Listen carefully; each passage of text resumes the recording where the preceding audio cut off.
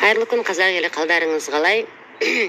Ақша мен абыройды ақиқат пен адамдықтан жоғары қойған танымалды тұлғалардың арасындағы даудамай созылғанына бір аптаның көлемі болды. Сырттан бақылап отырып үнсіз қалғаным жарамас дедім.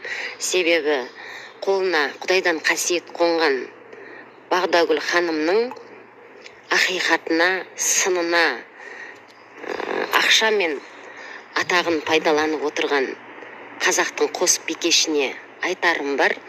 Ата бабамыз ұлтымызды жаудан әруақтар қолдасын деп қорғаған болатын. Сіздердің қолдарыңызға атақ пен абырой ақшаның арқасында бітсе, Бағдагүлдің қолына Құдайдан келген қасиет арқылы бітіп отыр.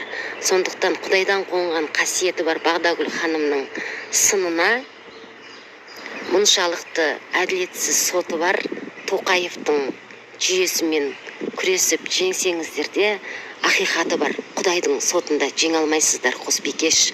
Иә, мен де сіздердің сұлулықтарыңызға тәнті болып жүрген жас буын ретінде 30 жылдан бері сіздердің бойларыңыздан ұлттық идеологиямызды, қазақилығымызды және де отбасылық құндылығымызды көрген жоқпын. Бағдагүл ханымның айтып отырғаны ақиқат. Сіздер танымалды тұлғасыздар. Сіздер қазақтың жас буындарына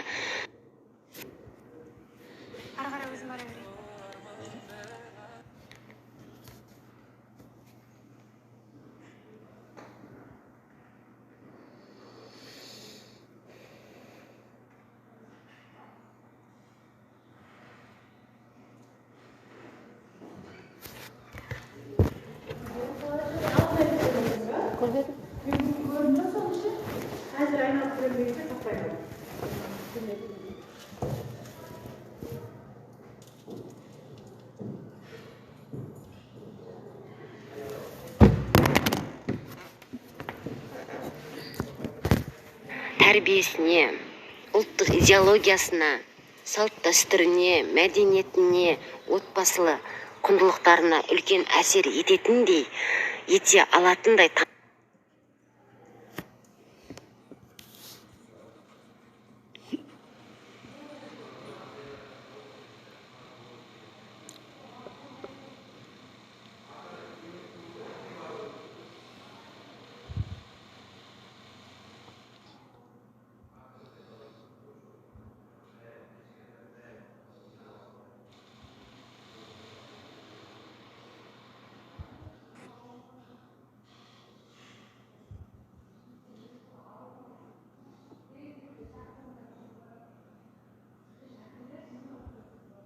танымалды тұлғасыздар.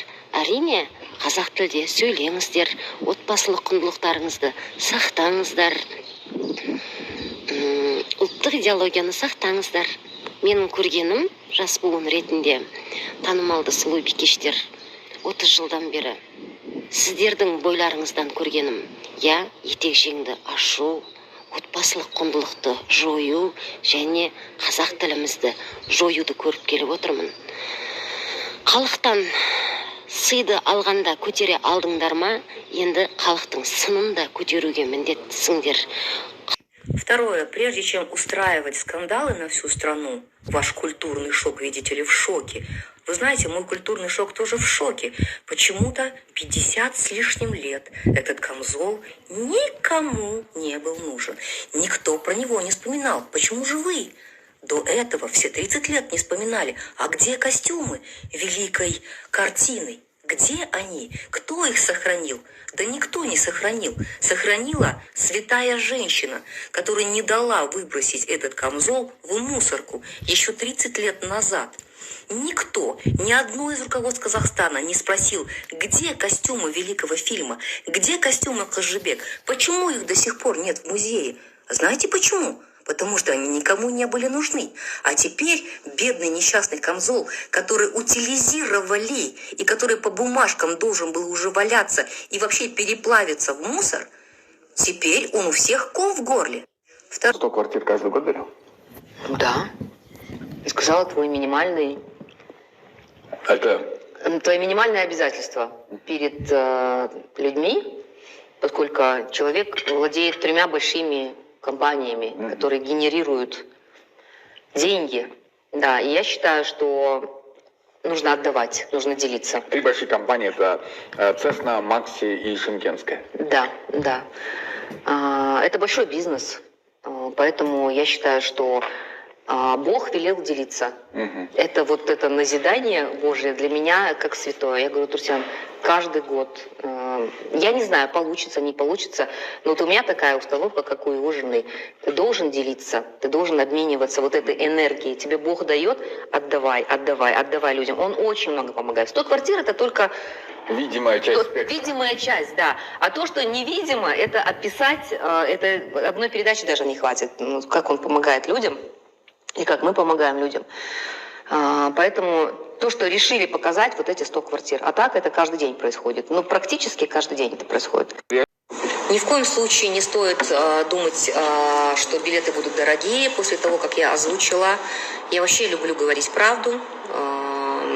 Ничего не приукрашать, ничего не преуменьшать. Действительно, это очень дорогостоящее шоу, и поверьте мне, оно будет мирового масштаба. Билеты будут недорогими, мы понимаем, что в основном придут студенты, молодежь, от 5 до 15 тысяч тенге. Тем, кто купит билет за 15 тысяч тенге, ждут приятные бонусы, подарки. Ну и сейчас мы работаем над 3-й частью документального фильма, которая выйдет 22 мая, и поверьте мне, он будет очень горяченьким, как я и обещала.